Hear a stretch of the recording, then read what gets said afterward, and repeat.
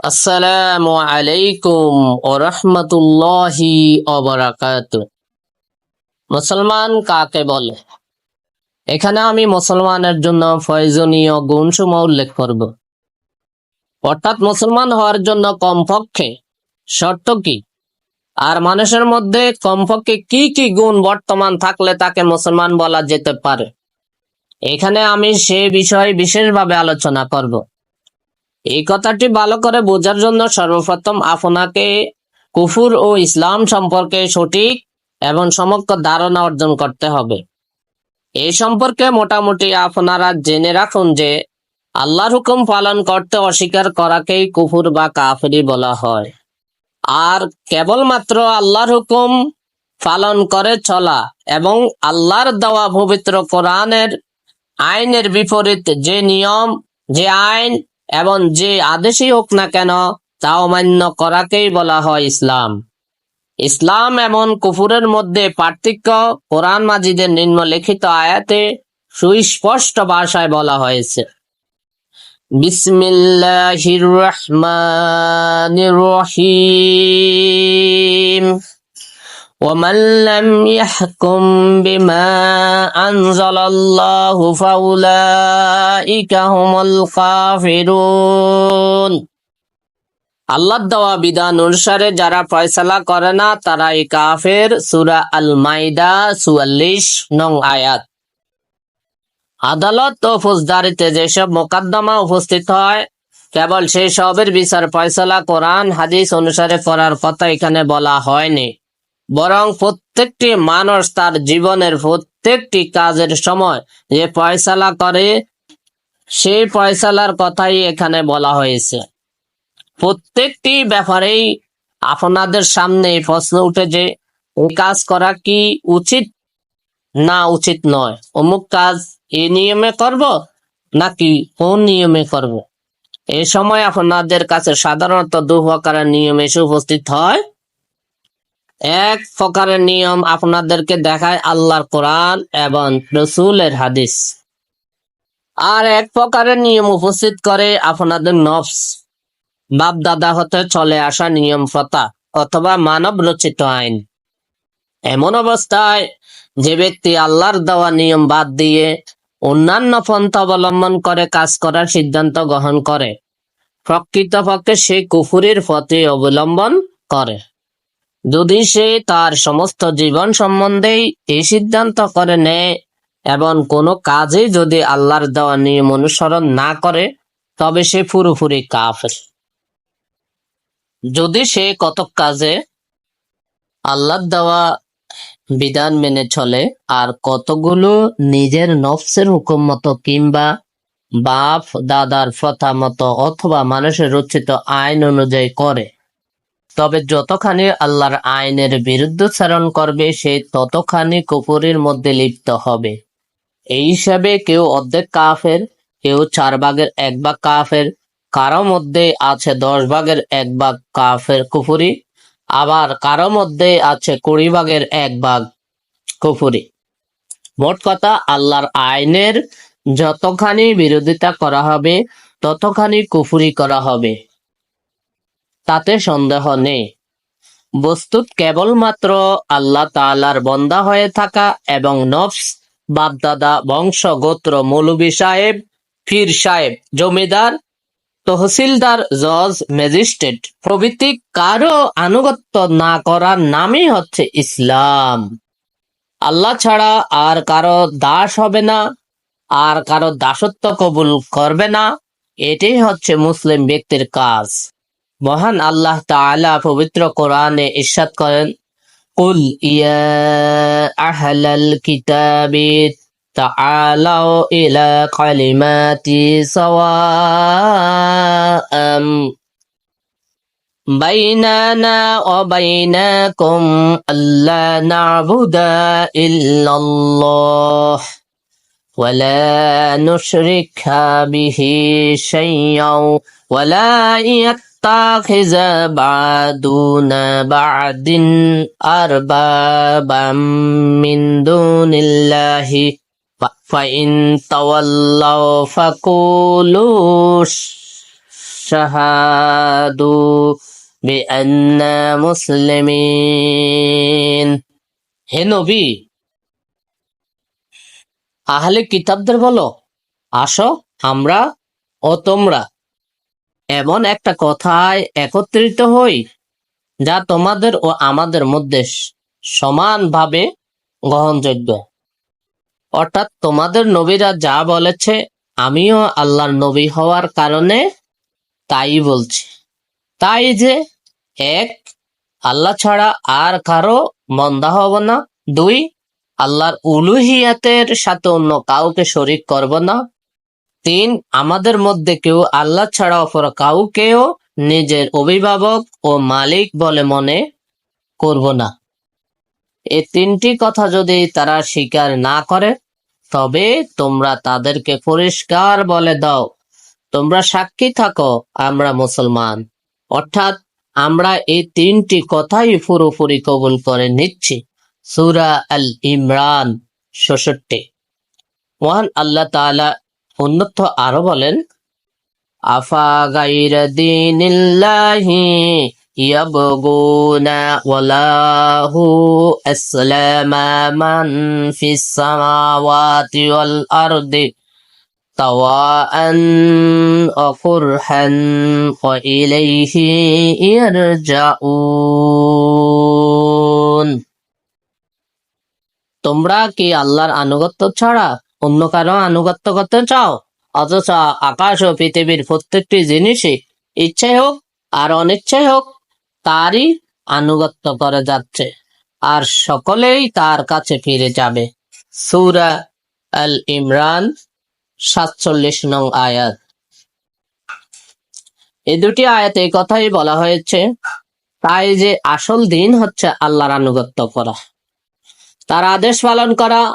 আল্লাহর ইবাদতের অর্থ কেবল এটাই নয় যে দিন রাত ৫ বার তার সামনে সেজদা করলেই ইবাদতের যাবতীয় দায়িত্ব পালিত হয়ে যাবে, বরং দিন রাত সর্বক্ষণ একমাত্র আল্লাহ তাআলার হুকুম পালন করে চলাকেই প্রকৃতপক্ষে ইবাদত বলে। যে কাজ করতে তিনি নিষেধ করেছেন তা থেকে ফিরে থাকা এবং তিনি যা করতে আদেশ করেছেন তা পূর্ণরূপে পালন করাই হচ্ছে ইবাদত।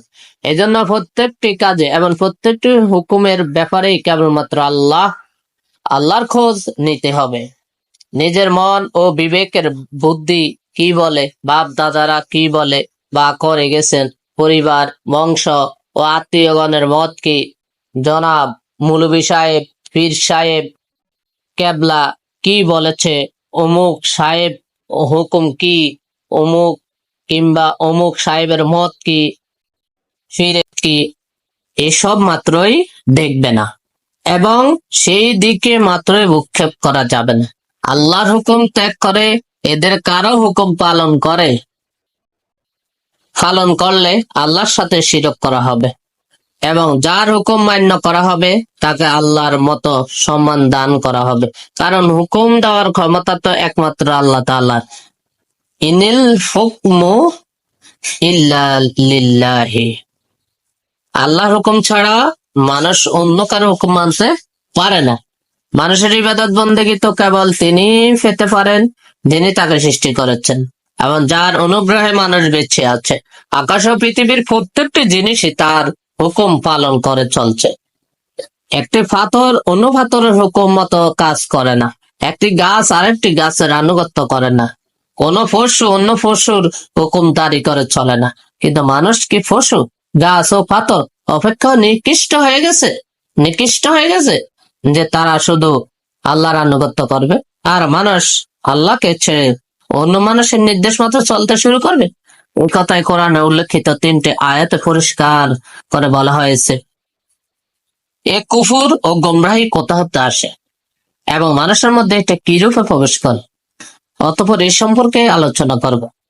কোরআন শরীফ এই সম্পর্কে স্পষ্ট ভাবে বলে দিয়েছেন যে মানুষের মধ্যে আল্লাহকে অমান্য করার ভাব ৩টি হতে প্রবেশ করে। ওমান আদাল্লু মিম্মান ইত্তাবাআ হাওয়াহু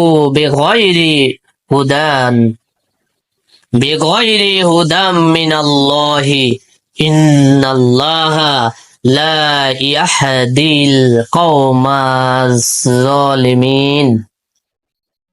আল্লাহর দেওয়া বিধান পরিত্যাগ করে যে ব্যক্তি নিজের নফসের ইচ্ছা মতো চলে, তার অপেক্ষা অধিক গোমরা ও পথভ্রষ্ট আর কে হতে পারে?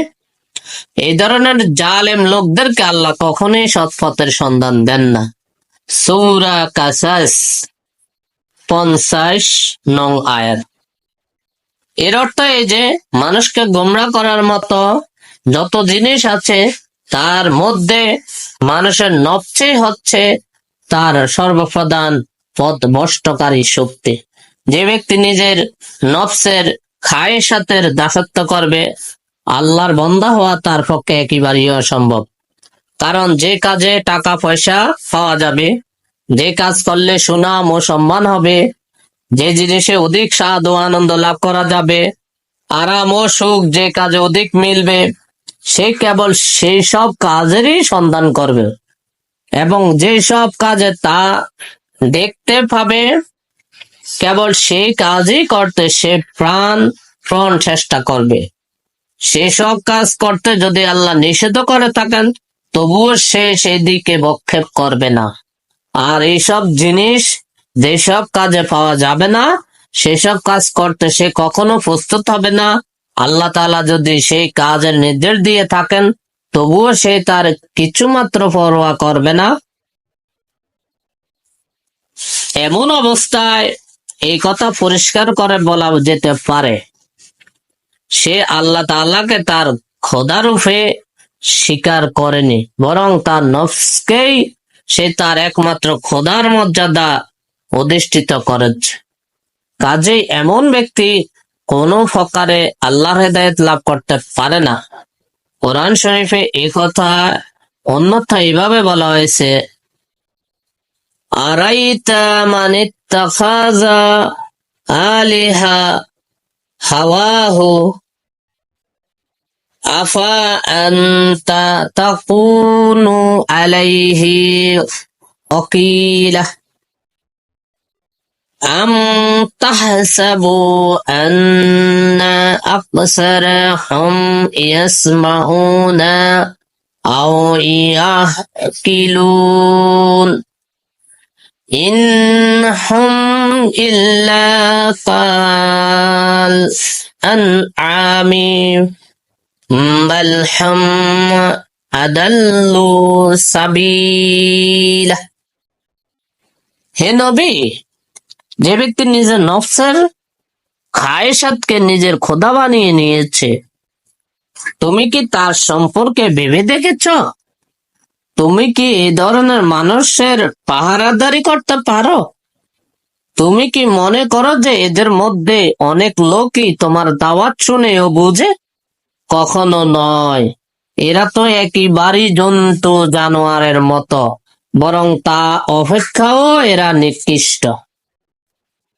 সূরা আল ফুরকান 43-44 নং আয়াত। যে ব্যক্তি নফসের দাস, সে যে পশুর চেয়ে নিকৃষ্ট তাতে কোনো প্রকার সন্দেহ থাকতে পারে না। কোন পশুকে আপনারা আল্লাহ নির্ধারিত সীমা লঙ্ঘন করতে দেখবেন না। প্রত্যেক পশু সেই জিনিসে আহার করে যা আল্লাহ তাআলা তার জন্য নির্দিষ্ট করে দিয়েছেন এবং ঠিক সেই পরিমাণ খাদ্য খায় যে পরিমাণ তার জন্য নির্ধারিত করে দেওয়া হয়েছে। আর যে জানোয়ারের জন্য যত কাজ নির্দিষ্ট করা হয়েছে প্রত্যেক জানোয়ার সেই কাজ করে যায়। কিন্তু এই মানুষ এমনই এক শ্রেণীর পশু যে সে যখন নফসের দাস হয়ে যায় তখন সে এমন সব কাজ করে যা দেখে শয়তানও ভয় পেয়ে যায়। মানুষের পথ ভ্রষ্ট হওয়ার একটাই প্রথম কারণ। দ্বিতীয় পথ হচ্ছে এই যে বাপ দাদা হতে যেসব রসম রেওয়াজ, নিয়ম কানুন, যে আকীদা বিশ্বাস ও মত এবং যে চাল চলন ও রীতি নীতি চলে এসেছে তার একটা স্বাভাবিক আকর্ষণ থাকার দরুন মানুষ তার গোলাম হয়ে যায়। আল্লাহর হুকুমের অপেক্ষাও তাকে বেশি সম্মানের যোগ্য বলে মনে করে। সেই রসম রেওয়াজের বিপরীত আল্লাহর কোনো হুকুম যদি তার সামনে পেশ করা হয় তবে সে অমনি বলে উঠে, বাপ দাদারা যা করে গেছে আমার বংশের যে নিয়ম বহুদিন হতে চলে এসেছে, আমি কি তার বিপরীত কাজ করতে পারি? পূর্বপুরুষের নিয়মের পূজা করার রোগ, যার মধ্যে এতখানি আল্লাহ একনিষ্ঠ আল্লাহর একনিষ্ঠ বন্দা হওয়া তার পক্ষে মোটেই সম্ভব না। বাস্তব, এক্ষেত্রে তার বাপদাদা এবং তার বংশের লোকরাই তার খোদা হয়ে বসে। সে নিজেকে মুসলমান বলে দাবি করলেও যে মিথ্যা দাবি হবে তা বিন্দুমাত্র সন্দেহ নেই।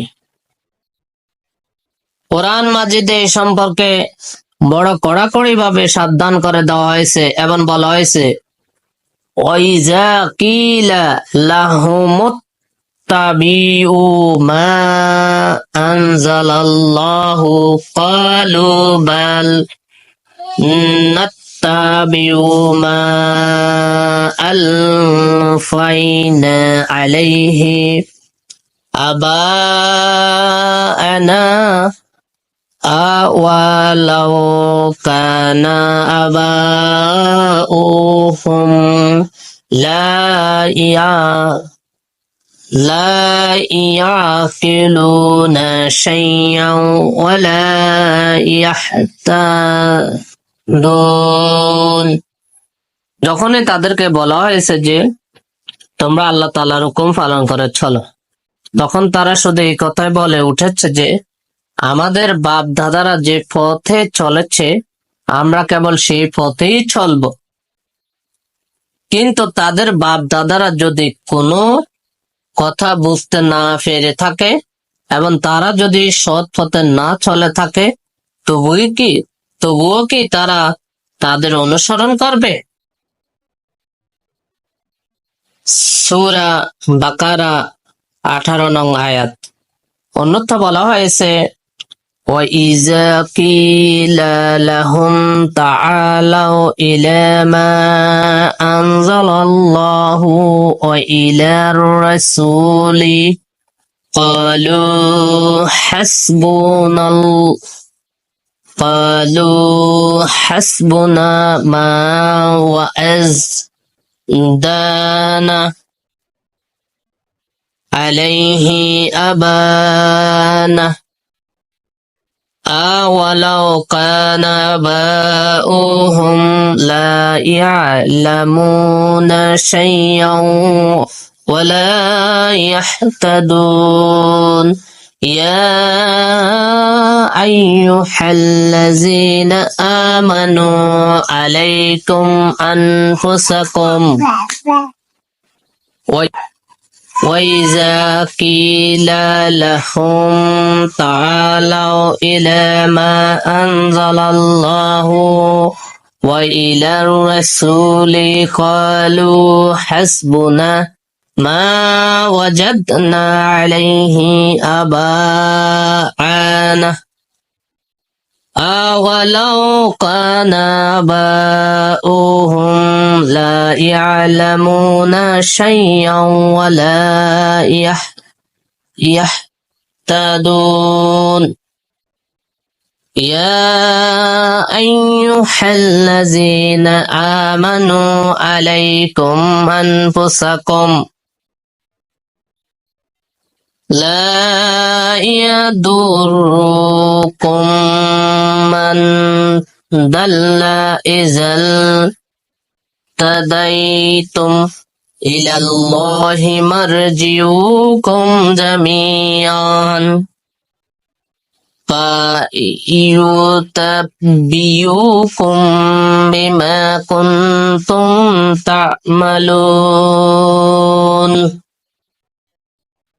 যখনই তাদেরকে বলা হয়েছে যে আল্লাহ যে বিধান পাঠিয়েছে তার দিকে আসো এবং রাসূলের দিকে আসো, তখনই তারা বলেছে যে আমাদের বাপদাদারা যে পথে চলে গেছে আমাদের পক্ষে তাই যথেষ্ট।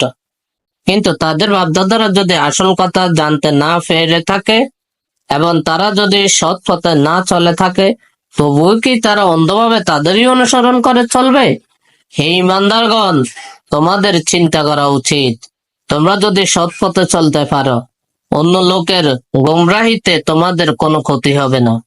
তোমাদের সকলকেই শেষ পর্যন্ত আমার কাছে ফিরে যেতে হবে। তখন আল্লাহ তাআলা তোমাদের কাজের ভালো মন্দ তোমাদেরকে দেখিয়ে দিবেন। সূরা আল মাইদা 104 105 নং আয়াত। সাধারণভাবে প্রত্যেক যুগের জাহিল লোকেরা এই ধরনের গোমরাহিতে ডুবে থাকে এবং আল্লাহর নবীর দাওয়াত কবুল করতে এই জিনিস তাদেরকে বাধা দেয়। হযরত মূসা আলাইহিস সালাম যখন সেই যুগের লোকদেরকে আল্লাহর শরীয়তের পথে দাওয়াত দিয়েছিলেন, তখন তারা এই কথাই বলেছেন, আজিতানা লিতাল ফিতানা হাম্মা ওয়াজাদনা আলাইহি আবাআন। আমাদের বাপদাদারা যে পথে চলে গেছে, তুমি কি সেই পথ হতে আমাদেরকে বলিয়ে নিতে এসেছো? সূরা ইউনূস ৭৮ নং আয়াত। হযরত ইব্রাহিম আলাইহিস সালাম যখন তার গোত্রের লোকদেরকে শিরক থেকে ফিরে থাকতে বললেন, তখন তারাও এই কথাটি বলেছে, ওয়াজাদনা আবানা লাহা আবিদিন। আমরা আমাদের বাপ দাদাকে এই দেবতারই পূজা করতে দেখেছি।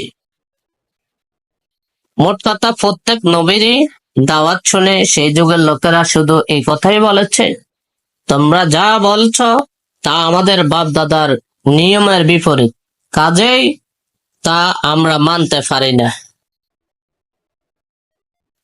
মহান আল্লাহ তাআলা আরো ইরশাদ করেন, وَكَذَلِكَ مَا أَرْسَلْنَا مِنْ قَبْلِكَ فِي قَرْيَةٍ مِّن نَّذِيرٍ إِلَّا قَالَ مُتْرَفُوهَا إِنَّا وَجَدْنَا آبَاءَنَا عَلَى أمتي وإنا على آثارهم مقتدون قال أولو جئتكم بأحد مما وجدتم عليه آباءكم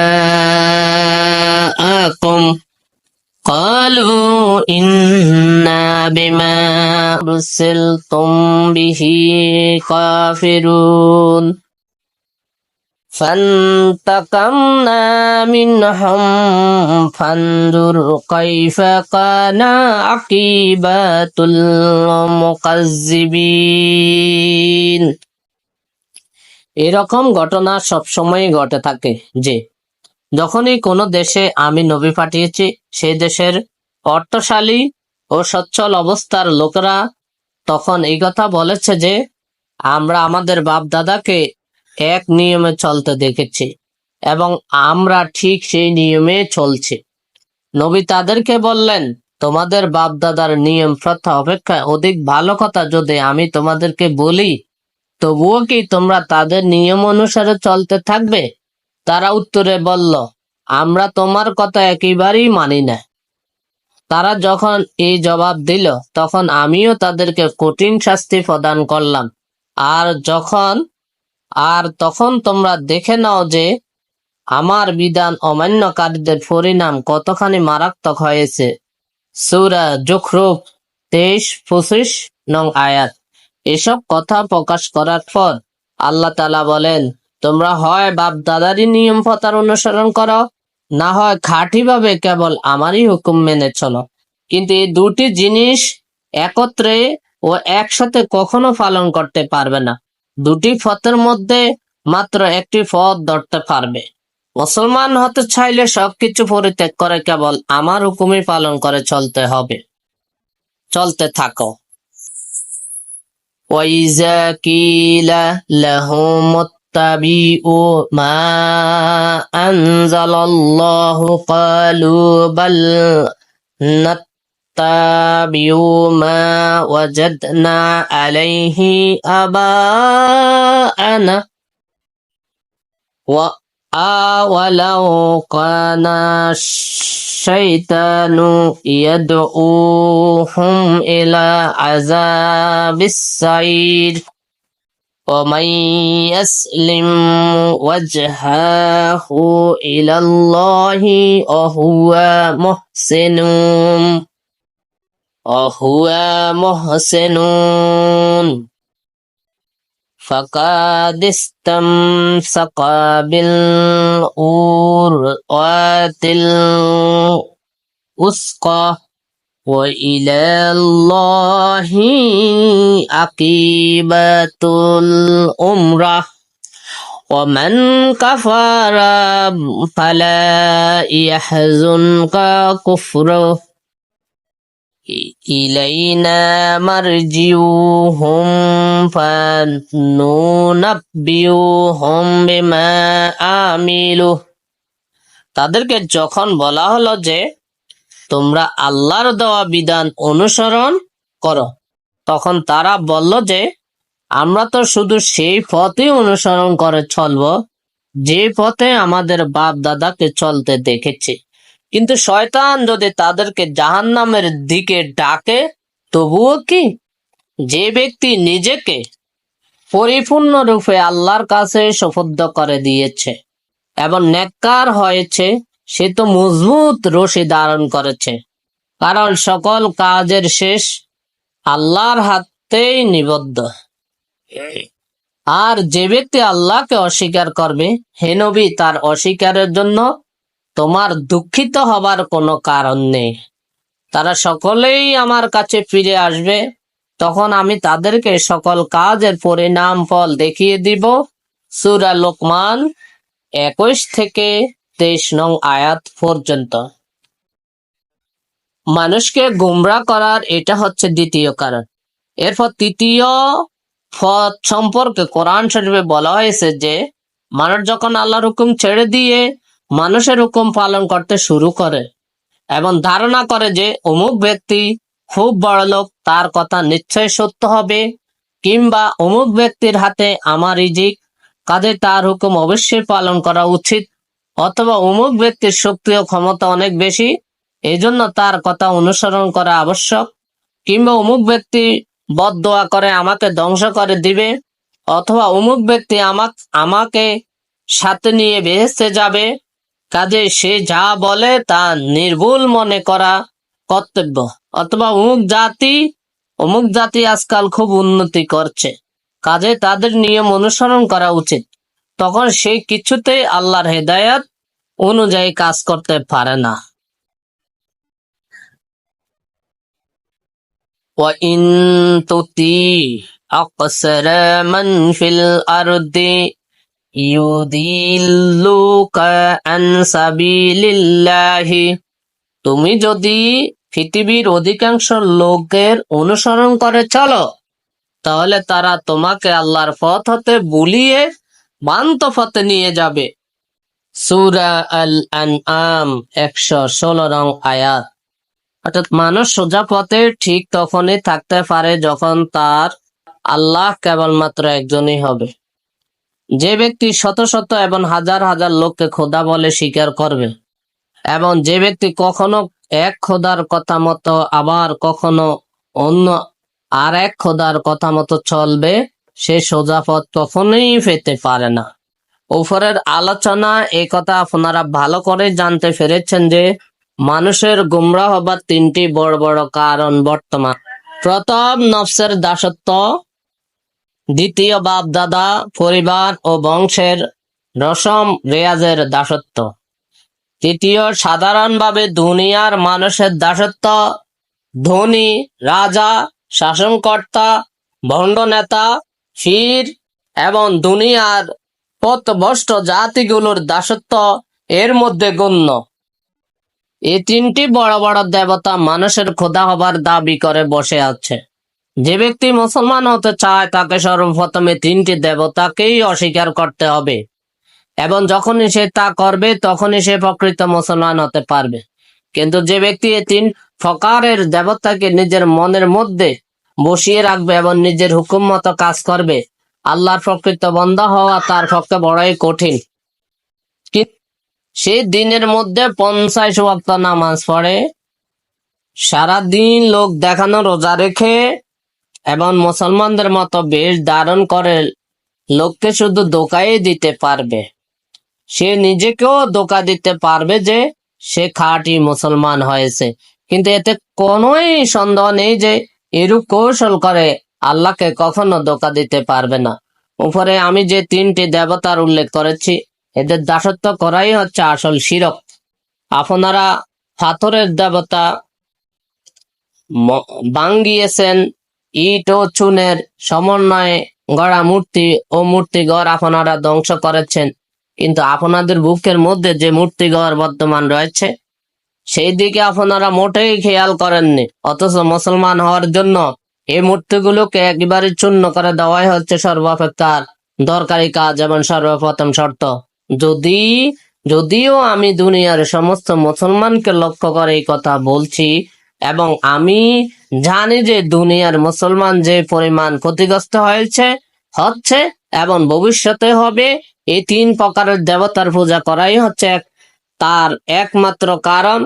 কিন্তু এখানে আমি কেবল এই দেশীয় মুসলমান ভাইগণকে বলছি যে আপনাদের অধঃপতন, আপনাদের নানা প্রকারের অভাব, অভিযোগ ও বিপদের মূল হচ্ছে উপরোক্ত তিনটি জিনিস: নফসের দাসত্ব, বংশগত প্রথার দাসত্ব এবং আল্লাহ ছাড়া অন্য মানুষের দাসত্ব আপনাদের মধ্যে এখনো খুব বেশি পরিমাণেই আছে। আর এটাই ভিতর থেকে আপনাদের শক্তি এবং দিন ও ইমানকে একেবারে নষ্ট করে দিচ্ছে। আপনাদের মধ্যে আশরাফ, আতরাফ, কুলীন, গৃহস্থ এবং ছোট লোক বড় লোকের পার্থক্য আছে। আর এইরূপে আপনাদের সমাজের লোকদেরকে নানা শ্রেণীতে ভাগ করে রাখা হয়েছে, কিন্তু ইসলাম এই সমস্ত শ্রেণী ও সম্প্রদায়কে এক জাতি ও পরস্পরের ভাই করে একটি মজবুত দেয়ালের মতো করতে চেয়েছিলেন। সেই দেয়ালের প্রত্যেকখানা ইট অন্য ইটের সাথে মজবুত হয়ে গেঁথে থাকবে, এটাই ছিল আল্লাহ তাআলার ইচ্ছা। অথচ আপনারা এখনো সেই পুরাতন হিন্দু আইনি জাতি বেদের ধারণা নিয়ে রয়েছেন। হিন্দুদের এক গোত্র যেমন অন্য গোত্রের হতে পৃথক থাকে আর এক জাতি অন্য জাতিকে ঘৃণা করে, আপনারা ঠিক তাই করছেন। বিয়ে শাদীর ব্যাপারে আপনারা পরস্পর কোনো কাজ করতে পারেন না। সকল মুসলমানকে আপনারা সমানভাবে ভাই বলে গ্রহণ করতে পারেন না। মুখে মুখে ভাই বলে থাকেন, কিন্তু কাজের বেলা আপনাদের মধ্যে ঠিক সেইরূপ পার্থক্য থেকে যায় যেমন ছিল আরব দেশের ইসলামের পূর্বে। এইসব কারণে আপনারা পরস্পর মিলে একটা মজবুত দেয়াল হতে পারেন না। ভাঙ্গা দেয়ালে নানা দিকে চড়ানো ইটের মতো আপনারা একজন মানুষ পৃথক হয়ে পড়ে রয়েছেন। এই জন্যই আপনারা এক ঐক্যবদ্ধ শক্তিতে পরিণত হতে পারছেন না, না কোনো বিপদ আপদে মোকাবিলা করতে পারছেন। ইসলামের সুস্পষ্ট শিক্ষা অনুযায়ী আপনাদেরকে যদি বলা যায় যে এই সমস্ত ভেদাভেদ ও পার্থক্য শূন্য করে দিয়ে ও পরস্পর মিলেমিশে এক হয়ে যান, তাহলে আপনারা তখন ওই এক কথাই বলবেন যে আমাদের বাপ দাদার কাল হতে যে কথা চলে এসেছে তা আমরা ভেঙে দিতে পারি না। কিন্তু আল্লাহ তাআলা এর উত্তরে কি বলবেন তা কি আপনারা জানেন? তিনি বলবেন, বেশ, তোমরা এই সমস্ত ভেঙ্গো না আর এই সমস্ত অমুসলমানি আচরণ ছেড়ো না, ফলে আমিও তোমাদের একেবারে টুকরো টুকরো করে দেব এবং তোমরা দুনিয়ায় বহু লোক হওয়ার শর্তেও আমি তোমাদেরকে লাঞ্ছনা ও অধঃপতিত করে রাখবো। আল্লাহ তাআলা আপনাদেরকে আদেশ করেছেন তোমাদের ছেলেমেয়েরা সকলেই তোমাদের সম্পত্তির অংশ পাবে, কিন্তু আপনারা এর কি উত্তর দিয়েছেন? আপনারা বলেছেন আমাদের বাপ দাদার আইনে মেয়েরা সম্পত্তির অংশ পেতে পারে না, পেতে পারে একমাত্র ছেলেরাই। কাজে আমরা বাপ দাদার আইন মানে আল্লাহর আইন মানতে পারে না। একটু চিন্তা করে দেখুন, এর নাম কি ইসলাম? আপনাদেরকে বলা হয়েছে যে বংশগত ও দেশ প্রচলিত আইন পরিত্যাগ করে। উত্তরে আপনাদের প্রত্যেকে বলে উঠবেন, সকলেই যখন ত্যাগ করবে তখন আমিও করব। কেননা অন্য লোক যদি তাদের মেয়েকে সম্পত্তির অংশ না দেয় তাহলে আমার সম্পত্তি তো অন্যের ঘরে চলে যাবে, কিন্তু অন্যের ঘর হতে আমার ঘরে কিছুই আসবে না। ভেবে দেখুন এই উত্তরের অর্থ কি? অপরে যদি আল্লাহর আইন মানে তবে আপনি মানবেন, এরূপ শর্ত করে কি আপনি আল্লাহর আইনের প্রতি ঈমান এনেছেন? তাহলে কাল আপনি এটাও বলতে পারেন যে অপরের ব্যভিচার করলে আমিও ব্যভিচার করব, অপরের চুরি করলে আমিও চুরি করব। মোট কথা, অপরে যতক্ষণ পর্যন্ত সমস্ত গুনাহ না ছাড়বে আমিও ততক্ষণ পর্যন্ত সমস্ত গুনাহ করতেই থাকবো। আসল কথা এই যে এই ব্যাপারে আমাদের দ্বারা উল্লেখিত তিনটি দেবতারই পূজা করানো হচ্ছে, নফসের বন্দিগি করছেন, বাপ দাদার প্রথারও বন্দিগি করছেন, আর দুনিয়ার মুশরিক জাতিগুলোর দাসত্ব আপনারা করছেন। অথচ এই তিনটি দেবতার পূজার সাথে সাথে ইসলামের দাবিও আপনারা করছেন। এখানে মাত্র দুটি উদাহরণ আমি উল্লেখ করলাম, নতুবা একটু চোখ খুলে তাকালে এত প্রকারের বড় বড় রোগ আপনাদের মধ্যে দেখা যাবে যে তা গুণেও শেষ করা যাবে না। এবং লক্ষ্য করলে আপনি দেখবেন যে কোথাও একটি দেবতার পূজা চলছে, কোথাও দুটি দেবতার পূজা চলছে, অপর কোথাও তিনটি দেবতারই পূজা চলছে। তিনটি দেবতার পূজা করার সাথে সাথে ইসলামেরও দাবি করা একটা হাস্যকর ব্যাপার। এবং এমন অবস্থায় আল্লাহ তাআলা খাঁটি মুসলমানদের উপর যে অফুরন্ত রহমত নাজিল করার ওয়াদা করেছেন, ঠিক তাই আমাদের উপর নাজিল হবে, এরূপ আশা করাও কম হাস্যকর ব্যাপার নয়। আল্লাহ হাফেজ।